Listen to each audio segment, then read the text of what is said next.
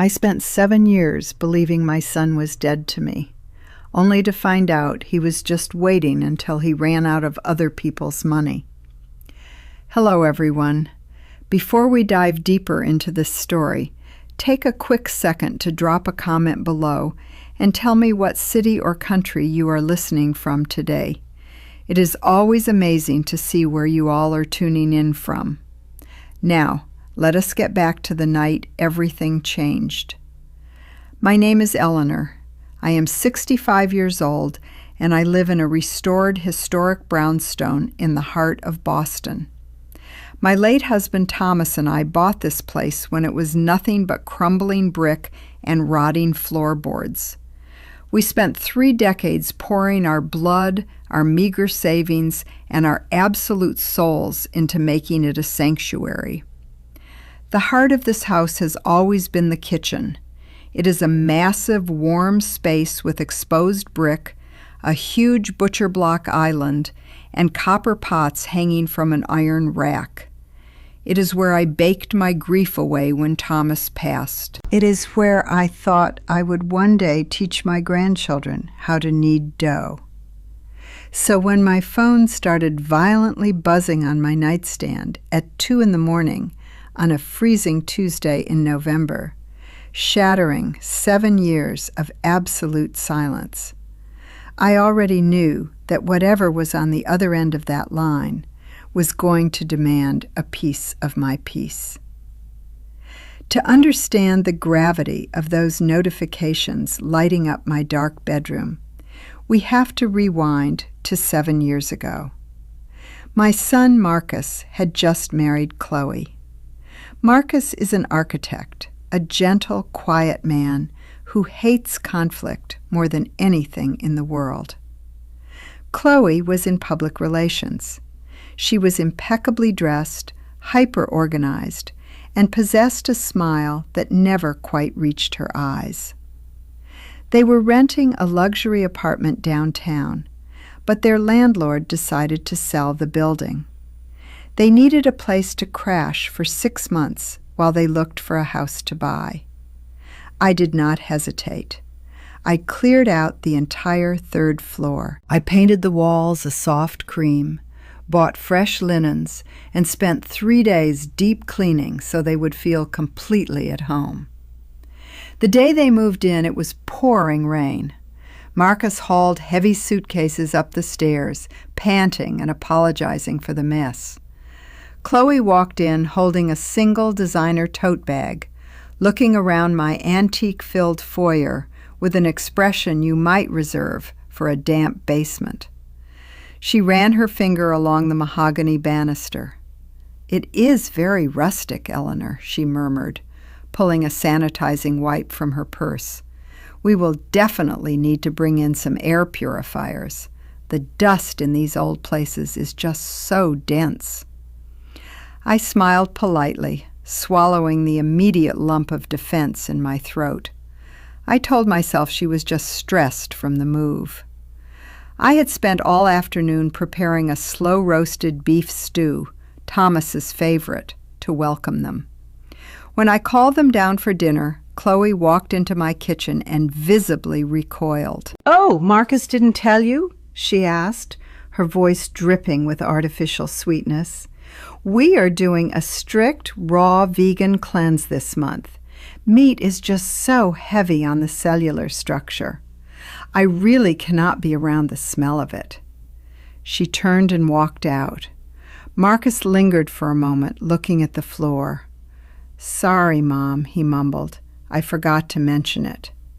He grabbed an apple from the bowl and scurried upstairs after his wife. I sat alone at my large dining table, eating my stew in the quiet house, feeling a strange, cold draft that had nothing to do with the weather outside. That was day 1. By day 12, the silent invasion had fully begun. I came downstairs at 6 a.m. to brew my usual pot of Earl Grey tea. I walked into the kitchen and stopped dead in my tracks. My countertops, usually home to my stand mixer, my vintage spice rack, and my sourdough starter, were completely bare. In their place sat a massive, sleek, white juicing machine and several geometric wire baskets filled with kale and lemons. I opened the pantry. All of my baking supplies, my imported flours, my sugars, the expensive vanilla beans I ordered from Madagascar, were gone. I found them in a cardboard box by the back door, waiting to be taken to the trash. Chloe walked in, tying the robe of her silk pajamas, looking completely unbothered. "Good morning," she chirped. "I hope you do not mind. I did a little optimizing. The energy in here was just so cluttered and heavy." Studies show that a minimalist environment promotes cognitive clarity. I stared at the box of my baking supplies. "Chloe," I said, keeping my voice as steady as humanly possible, "those are my ingredients. This is my kitchen. You cannot throw away my property." She sighed, a long, exaggerated sound of exhaustion. "Eleanor, we live here too now. We need space for our lifestyle. I am just trying to help you modernize. You are holding on to so much old junk. It is actually a bit concerning." I did not raise my voice. I did not scream. I walked over to the box, picked it up, and methodically began placing my jars exactly back where they belonged. I moved her lemons to the bottom shelf of the refrigerator. Chloe watched me, her jaw tightening. When I was finished, I turned to her. "You are guests in my home," I said quietly. "You are welcome to use the kitchen, but you will never remove my belongings again. Do we understand each other?" She glared at me, the fake sweetness entirely gone. "You are so rigid," she snapped. "It is impossible to breathe in this house." The passive aggression escalated from that moment on. Chloe stopped speaking to me directly. If she needed something, she would text Marcus, who was sitting in the same room, and have him ask me. She began adjusting the thermostat to freezing temperatures because she read it was good for the skin, ignoring the fact that my arthritis flared up in the cold. When the water bill arrived, it had tripled because Chloe was taking hour-long showers twice a day. I placed the bill on the counter with a note asking them to cover the difference. Chloe left a $20 bill on top of it, which covered perhaps a tenth of her overage, along with a sticky note that read, "For your troubles." The true breaking point arrived 2 months later. I had been visiting a friend across town and came home unexpectedly early. I walked into my house and heard strange voices coming from the kitchen. I hurried down the hall and found 2 men in heavy work boots standing in the middle of my sanctuary. One of them was holding a crowbar, pointing at my copper sink. The other was measuring the exposed brick wall. Chloe stood beside them, holding a clipboard. "Excuse me," I said loudly, my heart hammering against my ribs. "What is going on here?" The men turned around, looking confused. Chloe rolled her eyes and stepped forward. "Eleanor, do not panic. I am hiring a contractor. We are going to paint over this brick with a nice clean white and replace that hideous old sink. It is going to brighten up the whole house. You will thank me later." I felt the blood drain from my face. My husband had installed that sink with his own 2 hands. He had painstakingly restored every single brick on that wall. "You are hiring someone to demolish my home?" I asked, my voice dropping to a dangerous whisper. "It is an upgrade, Eleanor," she insisted, crossing her arms. "We cannot live in a museum. It is depressing." I turned to the contractors. "Gentlemen, I am the owner of this property. I want you out of my house immediately." The men did not need to be told twice. They packed their tape measures and practically ran out the front door. Once the door clicked shut, Chloe exploded. "You are entirely suffocating," she screamed. Her face flushed red. "You control every single thing in this environment. You treat Marcus like a child, and you treat me like a trespasser. We are trying to build a life here, and you are standing in the way of our progress. You are a toxic, miserable old woman holding on to the past because you have no future." I looked at her. I saw exactly what she was doing. She wanted me to scream back. She wanted me to lose my temper so she could play the victim. I refused to give her that satisfaction. I took a deep breath, inhaling the smell of the old wood and the lingering scent of my spices. "Chloe," I said calmly, "you are not trying to build a life here. You are trying to erase mine, and I will not allow it.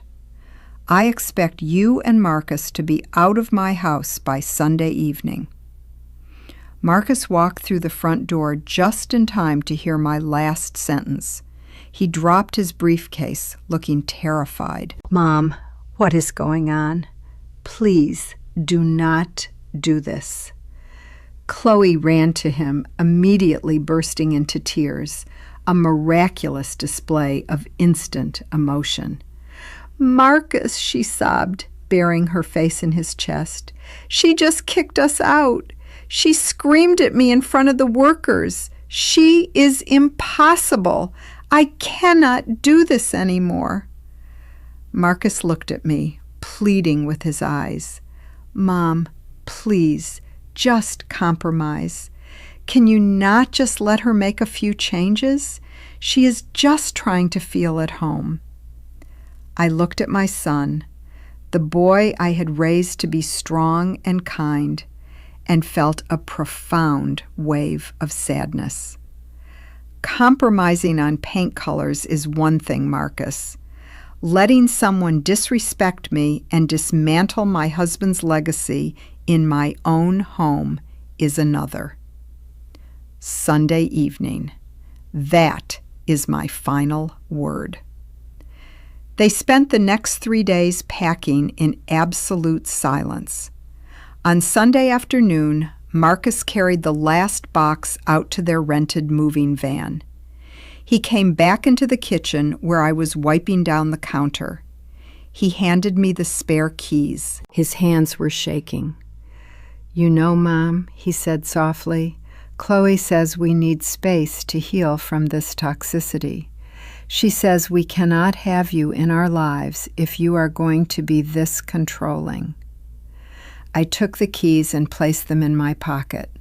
"I am sorry you feel you have to choose, Marcus, but if having a relationship with you requires me to be a doormat in my own home, then I accept your choice." He looked at me, waiting for me to break down, to beg him to stay. When I did not, he turned and walked out. The door clicked shut. The house was finally quiet. The silence lasted for 7 years, 7 holidays, 7 birthdays, 7 Mother's Days. I heard through the grapevine of extended family that they had bought a house in the suburbs. I heard that Marcus got a promotion. I also heard 3 years into the silence that they had a baby boy, a grandson I had never met. The pain of that realization was a heavy anchor in my chest. There were nights I sat in my kitchen, staring at the phone, desperately wanting to call him. But I knew the rules of Chloe's game. Re-entry into their lives would require a groveling apology. It would require me admitting I was the villain. And I knew that if I surrendered my dignity once, I would spend the rest of my life paying the ransom. So I survived. I started a small baking business, selling artisanal breads to local cafes. I hosted neighborhood dinners.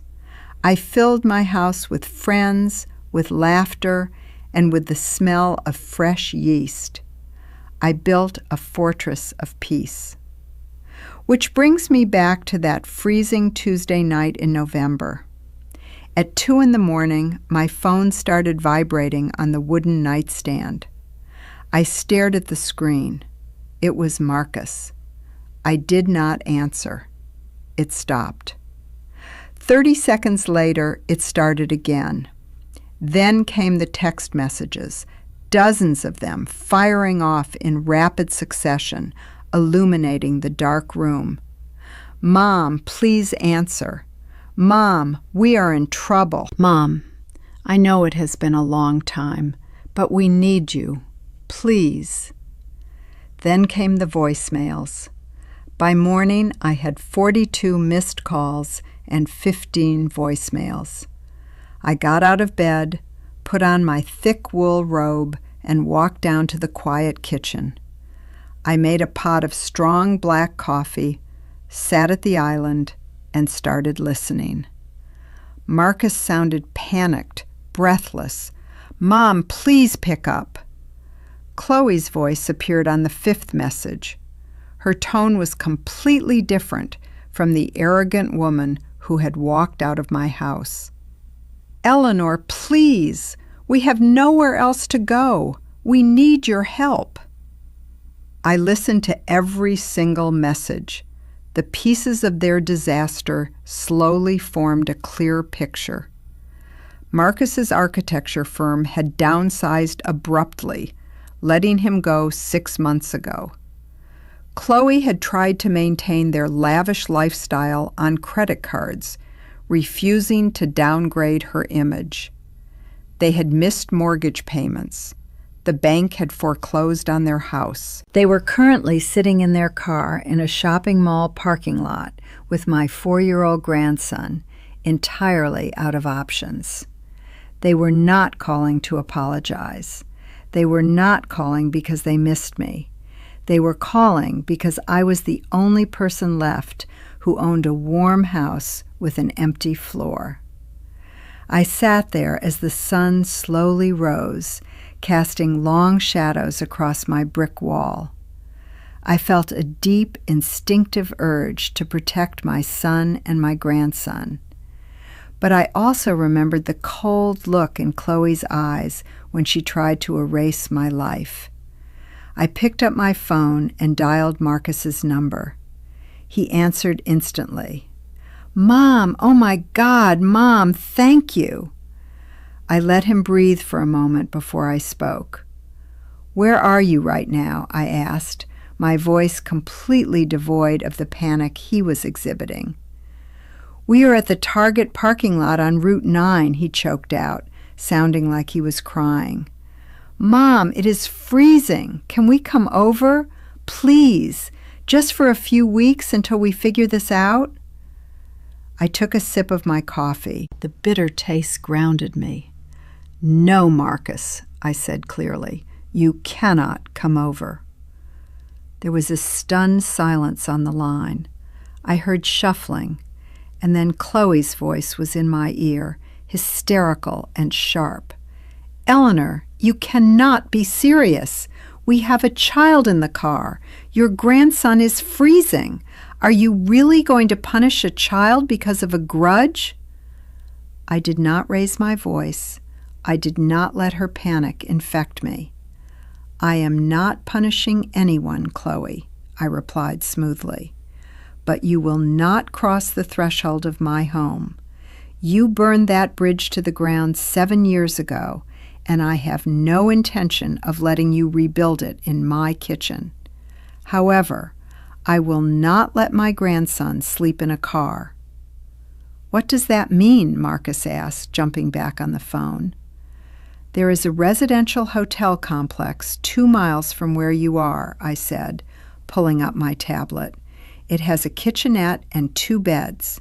I will call them right now and pay for exactly 90 days in advance. I will not give you a single dime in cash. I will not pay off your credit cards. I am buying you 90 days of shelter to figure out your own lives. That is the only offer on the table. Take it or hang up and call someone else." There was a long, heavy pause. They had expected to march back into my home, take over the third floor, and resume their lives while I quietly subsidized their failures. They wanted the comfort, but they were hitting a steel wall of accountability. "Okay," Marcus whispered in defeat. "Okay, thank you." I hung up. I called the hotel, authorized the payment for 3 months, and sent Marcus the confirmation number. I did not invite them for breakfast. I did not rush out to meet them.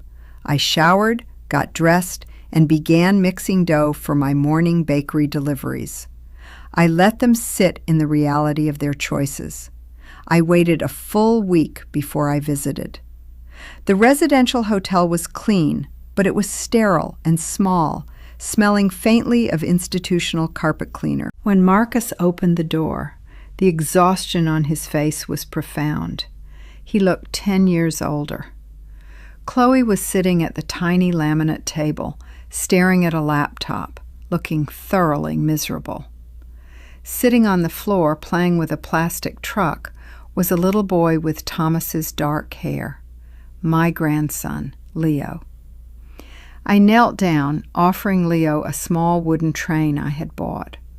He looked at me shyly, then took it with a small smile. Chloe closed her laptop with a loud snap. "This place is a prison, Eleanor," she complained, her old entitlement attempting to surface. "The walls are paper thin, and the internet is terrible. How are we supposed to rebuild our lives in a place like this?" I stood up, smoothing my skirt, and looked directly into her eyes. "You are breathing indoor air, Chloe. You are sleeping in a bed. If this feels like a prison, it is one you built yourself." I turned to Marcus. "Have you registered with the employment agencies downtown?" He nodded, rubbing the back of his neck. "Yes. I have an interview for a junior drafting position on Thursday. It pays half of what I used to make, but it is something." "Good," I said firmly. "Remember, the room is paid until February 12th. Do not ask me for an extension, because the answer will be no." I spent 30 minutes playing with Leo, showing him how the train connected, before standing up to leave. Chloe did not say goodbye. She just glared at the wall. Over the next 90 days, I kept my boundaries violently strict. When Marcus called asking for a loan to fix the alternator on his car, I told him to take the bus. When Chloe texted asking if they could come over for Sunday dinner because they were tired of microwave meals, I politely declined and sent them a digital grocery gift card for $50. I forced them to rely entirely on themselves. Without the luxury of my home to buffer their consequences, they had to face the brutal reality of the real world. By week 8, Marcus took the junior drafting job. Chloe, realizing that her influencer aesthetic was not going to pay for food, took a job as an assistant manager at a retail clothing store. They pooled their meager paychecks, and exactly 5 days before my hotel payment expired, they signed a lease on a tiny one-bedroom apartment in an older neighborhood. They did not invite me to see the new apartment. They did not send a grand, weeping letter of gratitude for the hotel. And I absolutely did not need one. The power dynamic in our relationship had been permanently altered. They finally understood that my love was not a weakness to be exploited, and that my home was a fortress they could no longer conquer. 2 months after they moved into their new apartment, I received a text from Marcus. It was a photo of Leo holding up a drawing of a lopsided house. Underneath, Marcus had written, "He asked about the lady with the trains. Would you want to meet us at the park on Saturday?" I replied that I would be there at noon. I did not invite them to my house. My brownstone remains mine. It is quiet, it smells like cinnamon and old wood, and it is entirely safe. My name is Eleanor. I am 65 years old. I survived my son turning his back on me, and I survived his desperate return. I learned the hardest lesson a mother can learn, that sometimes the most profound act of love is locking your door and letting them stand in the cold until they learn how to build their own fire. And that is where I stand today. Thank you so much for listening to my story. If you were in my shoes, would you have paid for their motel, or would you have left them to figure it out completely on their own? Let me know your thoughts in the comments below. And if you enjoyed this story, please do not forget to like and subscribe to the channel for more daily confessions.